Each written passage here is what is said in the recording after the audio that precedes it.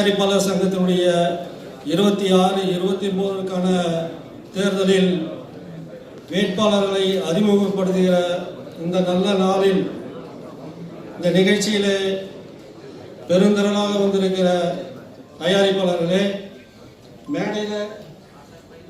மேடையில் வீட்டிருக்கிற முன்னாள் பெப்சினுடைய தலைவர் அருமை அண்ணன் குகநாதன் அவர்களே, பெப்சினுடைய முன்னாள் தலைவர் அருமை அண்ணன் ஆர்.கே. செல்வமணி அவர்களே, தமிழ் திரைப்பட தயாரிப்பாளர் சங்கத்தின் முன்னாள் தலைவர் அண்ணன் பேராசிரியர் ஏ.எஸ். பிரகாசம் அவர்களே,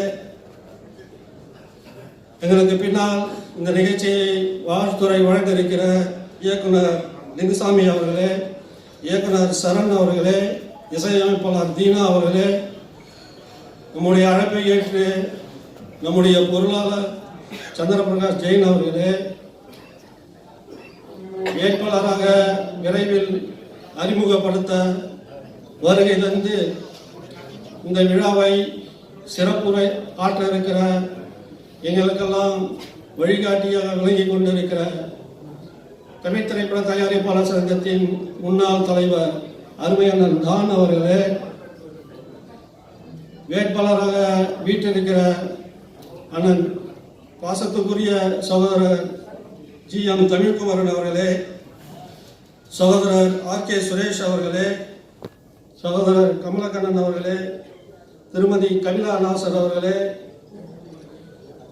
அன்பு சகோதரர் சுபாஷ் சந்திரபோஸ் அவர்களே, அருமை சகோதரி சுஜாதா விஜயகுமார் அவர்களே, மேடையில் வீட்டிருக்கிற மூத்த முன்னோடி அண்ணன் அழகன் தமிழ்மொழி அவர்களே, இந்த நிகழ்ச்சியை தொகுத்து வழங்கி கொண்டிருக்கிற அருமை அண்ணன் சித்ரா லட்சுமணன் அவர்களே, மற்றும் அரங்கத்தில் இருக்கிற ஊடக நண்பர்களே, பத்திரிகையாளர்களே, பெரியோர்களே, தாய்மார்களே, உங்கள் அனைவருக்கும் இந்த நிகழ்ச்சியின் மூலமாக முதற்கண் மாலை வணக்கத்தை தெரிவித்து, நான் ஆரம்பத்திலே சொன்னது போல் இது ஒரு குறுகிய கால அழைப்பு.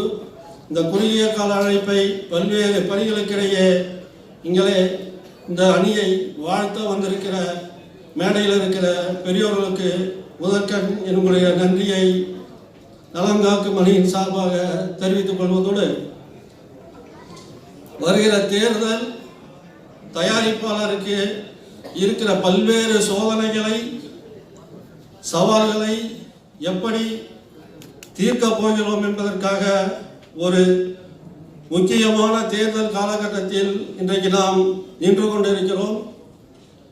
காரணம், ஒட்டுமொத்த திரையுலகமும் இன்றைக்கு இக்கட்டான ஒரு சூழ்நிலையில் இருக்கிற இந்த சூழ்நிலையில் இந்த அணி வெற்றி பெற்றால் எதிர்காலத்தில் என்னென்ன திட்டங்களை நிறைவேற்ற இருக்கிறோம் என்பதை வருகிற தேர்தல் அறிக்கையிலேயே விரைவாக உங்களுக்கு தர இருக்கிறோம்.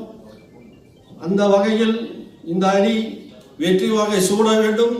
அதற்கு இங்கே அறிவிக்கிற வேட்பாளர்கள் பெயரளவில் தான் வேட்பாளர்களை தவிர நீங்கள் அத்தனை பேரும் வேட்பாளர் என்ற உணர்வோடு செயல்பட்டால்தான் இந்த வெற்றியை நாம் மிகப்பெரிய வெற்றி என்பது உறுதி செய்யப்பட்டதாக எங்களுக்கு தெரிகிறது. மிகப்பெரிய வெற்றியை, ஒட்டுமொத்த வெற்றியை, ஏறத்தாழ 70-80 விழுக்காடு வாக்குகளை பெறுகிற அளவுக்கு அந்த வெற்றி இருக்குமே. ஆனால் தான் அனைத்து பிரச்சனைகளும் இங்கே வீட்டில் பெரியோர்கள் இருக்கிறார்கள். திரையுலகத்தில் இருக்க எண்ணற்ற பிரச்சனைகளை தீர்ப்பதற்கு அவர்களும் ஒத்துழைக்க தயாராக இருக்கிறார்கள். அந்த ஒத்துழைப்பை நாம் பயன்படுத்தி கொண்டு வருங்காலத்தில் நிச்சயமாக ஒரு நல்ல சாதனை அண்ணன் தான் அவர்களை மேடையாக்கி வருமாறு அன்புடன் கேட்கிறோம். ஆதரவாக இங்கு வருகை புரிந்திருக்கும் எங்கள் அருமை அண்ணர், எங்களுடைய வழிகாட்டி தானு அண்ணன் அவர்களே, அண்ணன் வி.சி. குகநாதன் அவர்களே, ஆர்.கே. செல்வமணி அண்ணார் அவர்களே,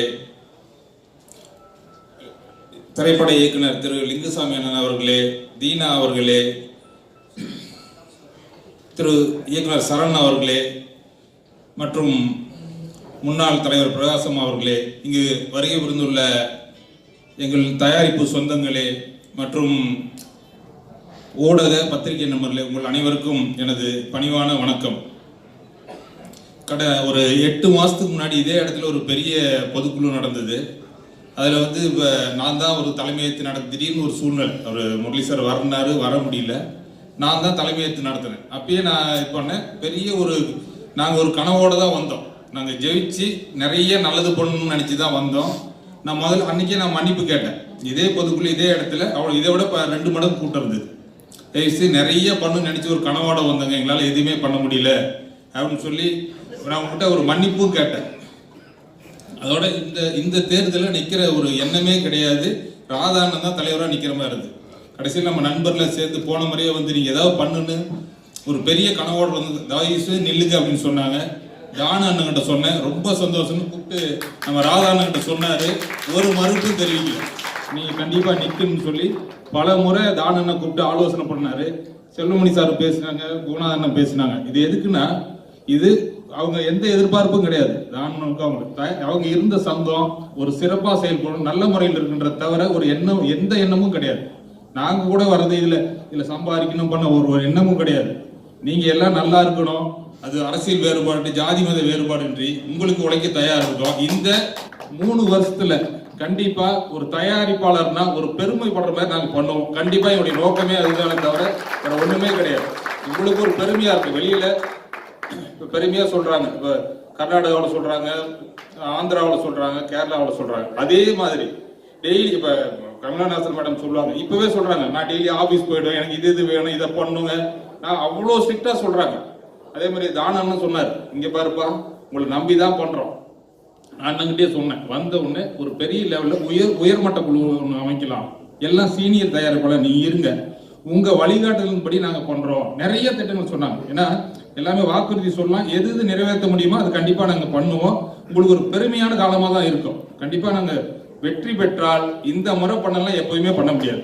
ஏன்னா அந்த மாதிரி டீம் அமைச்சிருக்கோம், அவங்க வழிகாட்டுதல் இருக்கு.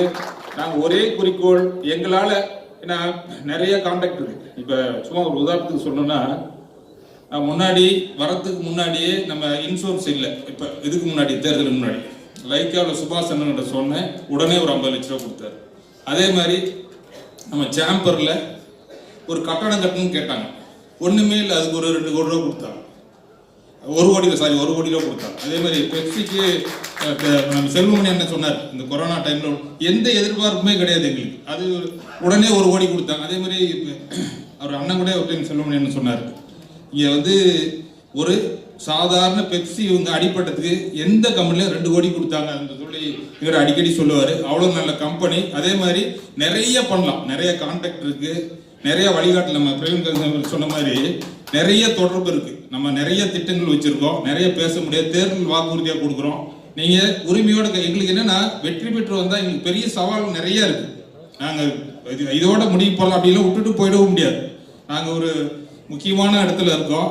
உங்களுக்கு அது சிறிப்பட தயாரிப்புலாம் இருக்கு, நிறைய திட்டங்கள் வச்சிருக்கோம். என்னென்ன பண்ணலான்னு இந்த ஆலோசனை குழு வழிகாட்டுதலின்படி நிறைய திட்டங்களை செயல்படுத்த போறோம். நிறைய என்ன பேசணும். அதே மாதிரி எங்க அண்ணன் இவரு ராதா அண்ணன் பத்தி சொல்லணும், பெரிய செயல் வீரர், அவெல்லாம் இருக்கிறது பெரிய உறுதுணை.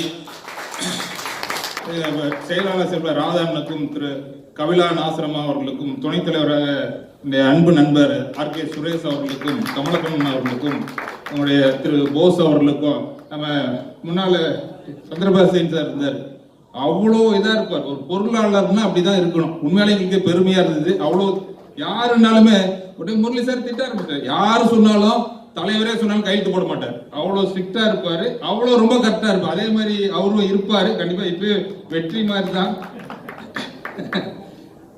அதே மாதிரி ஒரு நல்ல டீம் அமைஞ்சிருக்கு.